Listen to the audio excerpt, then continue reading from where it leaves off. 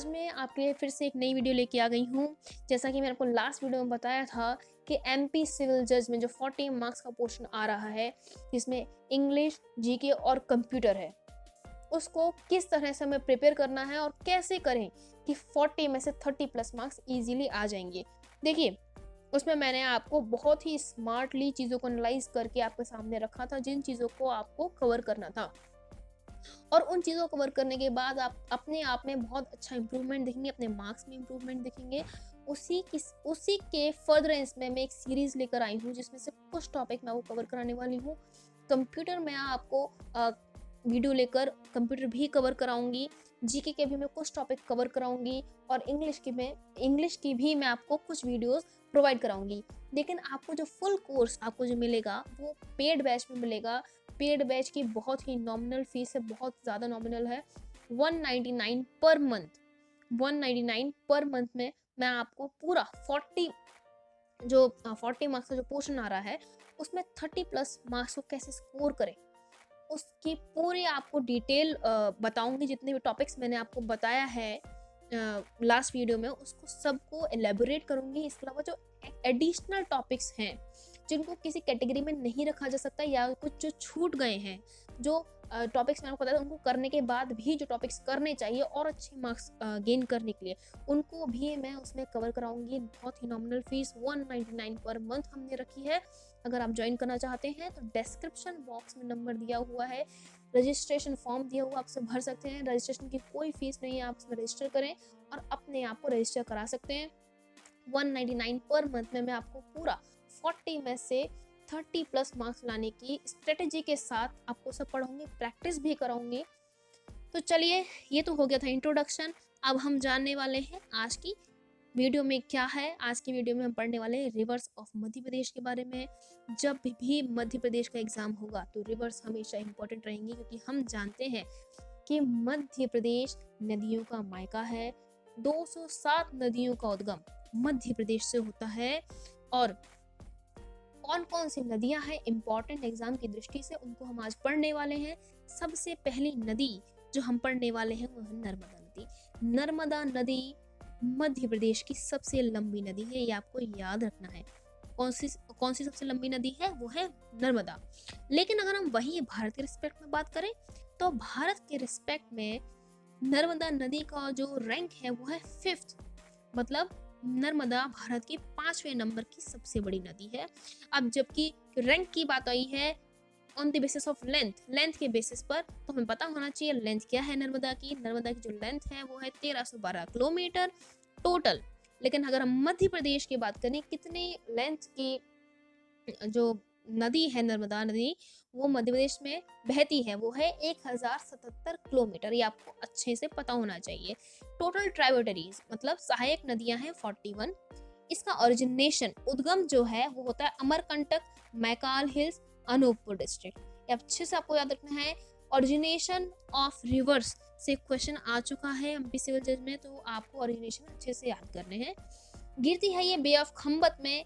असल में अगर हम मध्य प्रदेश के मैप पर देखें तो अनूपपुर ईस्ट में है, और बे ऑफ खम्बत जो है वो है वेस्ट में, गुजरात के नीचे। तो ये एक ऐसी नदी है जो पूर्व से दक्षिण की ओर चलती है।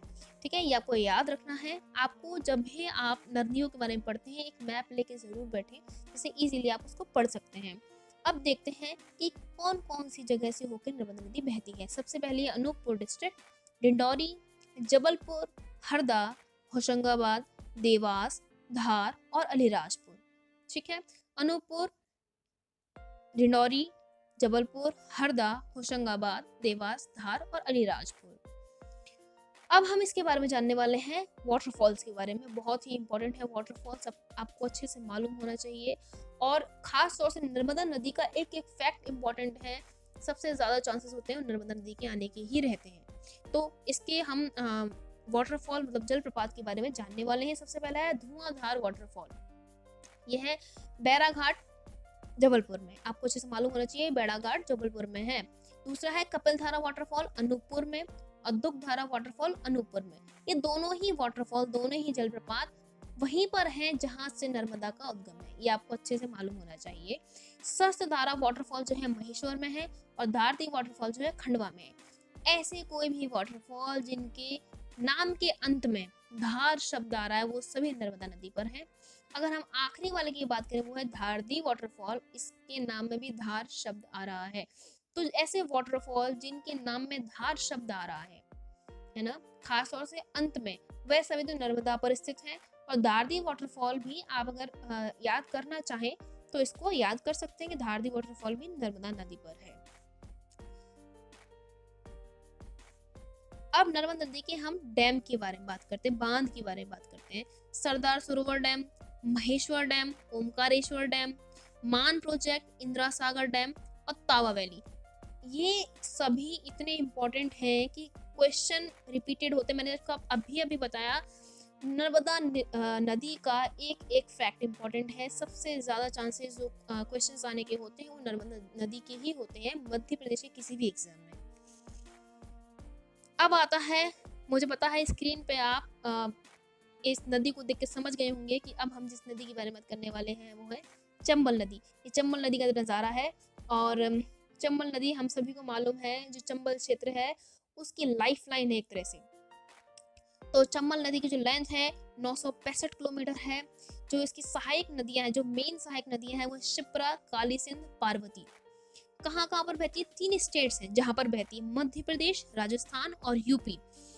कहाँ से ओरिजिनेशन है? उद्गम है जनपाव हिल से और अंत होता है यमुना नदी में जो कि इटावा में है, यूपी में। याद रखिए, क्वेश्चन अगर आता है कि बताइए चंबल नदी का जो अंत है वो कहाँ होता है या चंबल नदी किस नदी में जाके मिलती है, तो ये यमुना नदी में जाके मिलती है जो कि इटावा उत्तर प्रदेश में है। अच्छे से आपको पता होना चाहिए।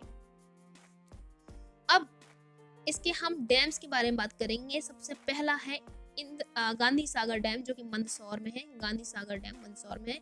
मंदसौर में पशुपति महादेव का भी मंदिर है। ये भी इंपॉर्टेंट क्वेश्चन बनता है, कई बार क्वेश्चन पेपर में आ जाता है कि बताइए पशुपति महादेव का मंदिर कहाँ पर है? ये है मंदसौर में। दूसरा है राणा सागर डैम, चित्तौड़ में है। फिर है जवाहर सागर डैम, ये कोटा में है। क्योंकि मैंने आपको बताया अभी राजस्थान से होकर भी गुजरती है, तो इसलिए चित्तौड़ और कोटा, इन दोनों जगह पर भी डैम है। अब वाटरफॉल के बारे में बात करेंगे हम, जलप्रपात के बारे में। सबसे पहला है चूलिया वाटरफॉल, चूलिया जलप्रपात। दूसरा है पाताल पानी वाटरफॉल, पाताल पानी जलप्रपात। तीसरा है फंसा वाटरफॉल, फंसा जलप्रपात। चौथा है झाड़ी दहा वाटरफॉल, झाड़ी दहा जलप्रपात। अब आती है सोन नदी। सोन नदी भी इंपॉर्टेंट नदी है और हम इनके बारे में जानने वाले हैं। सोन नदी की जो कुल लंबाई है वो है 78 किलोमीटर। ओरिजिनेशन है अमरकंटक से। अभी हमने एक नदी और पढ़ी है वो है नर्मदा, जिसका ओरिजिनेशन अमरकंटक से है। कहाँ कहाँ से बहती है? ये बहती है मध्य प्रदेश, उत्तर प्रदेश और बिहार। ये याद रखना है, चंबल मध्य प्रदेश, उत्तर प्रदेश और राजस्थान से होती है, जबकि सोन नदी मध्य प्रदेश, उत्तर प्रदेश और बिहार से होती है। डैम है हमसफर प्रोजेक्ट शहडोल में। खत्म कहाँ होती है? खत्म होती है गंगापुर बिहार में। जैसा हमने पढ़ा ना कि बिहार में भी ये नदी जो है फ्लो होती है, तो गंगापुर बिहार में गंगा जो नदी है उसमें जाके मिल जाती है। फिर आती है बेतवा नदी। बेतवा नदी की टोटल लेंथ है 380 किलोमीटर। ओरिजिनेशन उद्गम है कुमारगांव, रायसेन डिस्ट्रिक्ट। पुराना नाम इसका बेत्रावती है। ये बहुत इंपॉर्टेंट क्वेश्चन है, क्वेश्चन पेपर में डायरेक्ट क्वेश्चन आता है, बताइए कौन सी नदी है इसका पुराना नाम बेत्रावती है, वो है बेतवा नदी। कहाँ कहाँ बहती है? ये एमपी और यूपी दोनों स्टेट्स में बहती है। अब आती है शिप्रा नदी। आप लोग मुझे एक बात कमेंट में बताएंगे, आंसर बताएंगे कमेंट में, ये बताएंगे कि बताइए कौन सा शहर है जो शिप्रा नदी के तट पर स्थित है। ये क्वेश्चन एमपी के ही एग्जाम में आए हुए क्वेश्चन है, एमपी जुडिशरी में आए हुए नहीं है, लेकिन एमपी के ही एग्जाम में आए हुए क्वेश्चन है। बहुत ही इजी क्वेश्चन है।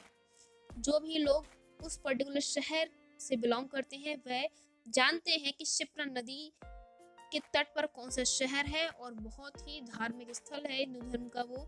तो आपको कमेंट करके मुझे कमेंट बॉक्स में जरूर बताना है कि बताइए शिप्रा नदी के तट पर स्थित कौन सा शहर है। आप कमेंट करते हैं तो मुझे मोटिवेशन मिलता है कि आप लोग इसे देख रहे हैं और पसंद कर रहे हैं। चलिए अब देखते हैं। टोटल लेंथ है 195 किलोमीटर। ओरिजिनेशन ये काकरी बार्दी इंदौर से। ट्राइब्यूटरी मतलब सहायक नदी जो है वो है खान रिवर और गंभीर रिवर। याद रखिए शिप्रा नदी की जो ट्राइब्यूटरीज हैं, सहायक नदियां हैं, इनका जो नाम है वो बहुत ही यूनिक है, खान रिवर और गंभीर रिवर। याद करने में कोई दिक्कत नहीं आएगी। खत्म होती है चंबल नदी में। जैसे हमने पढ़ा था ना कि चंबल नदी की सहायक नदी है शिप्रा, बिल्कुल चंबल नदी में खत्म हो रही है। अब आती है तवा नदी। तवा नदी जो है इसका ओरिजिनेशन है कालीभीत हिल्स पचमढ़ी से। पचमढ़ी भी अपने आप में इम्पोर्टेंट टॉपिक रहता है एमपी के किसी भी एग्जाम के लिए। खत्म होती है नर्मदा होशंगाबाद में। वेनगंगा रिवर के बारे में अगर हम पढ़ना चाहेंगे तो उसमें हमें मालूम होना चाहिए कि इसका जो ओरिजिनेशन है वो है प्रतापपुर सिवनी से, और खत्म होती है गोदावरी महाराष्ट्र में। याद रखिए क्वेश्चन अगर आ जाता है बताइए इनमें से कौन सी नदी है जो महाराष्ट्र में जाके खत्म होती है, तो वो है वेनगंगा और वो जाती है गोदावरी नदी में। अब आता है काली सिंध नदी। काली सिंध नदी जो है इसकी टोटल लेंथ है 150 किलोमीटर। कितनी है? 150 किलोमीटर। ओरिजिनेशन है बगली देवास से और खत्म होती है चंबल नदी राजस्थान में। ठीक है, ये आपको याद रखना है। जब भी आप किसी नदी में पढ़ते हैं तो उसके फैक्ट्स के बारे में आपको एक बार रिवाइंड कर लेना चाहिए, जिससे आप भूलते नहीं उन सब चीज़ों को। चलिए ये वाली वीडियो यहाँ खत्म होती है। Thanks for watching. Please like share करना बिल्कुल ना भूलें, कमेंट करना बिल्कुल ना भूलें। और अगर आपको हमारी क्लासेस ज्वाइन करनी है, चाहे वो लॉ की हो या जीके, कंप्यूटर, इंग्लिश की हो, तो स्क्रीन पे दिए हुए नंबर पे आप कांटेक्ट कर सकते हैं और व्हाट्सएप कर सकते हैं, मैसेज कर सकते हैं, जैसा आप चाहें। Thanks for watching.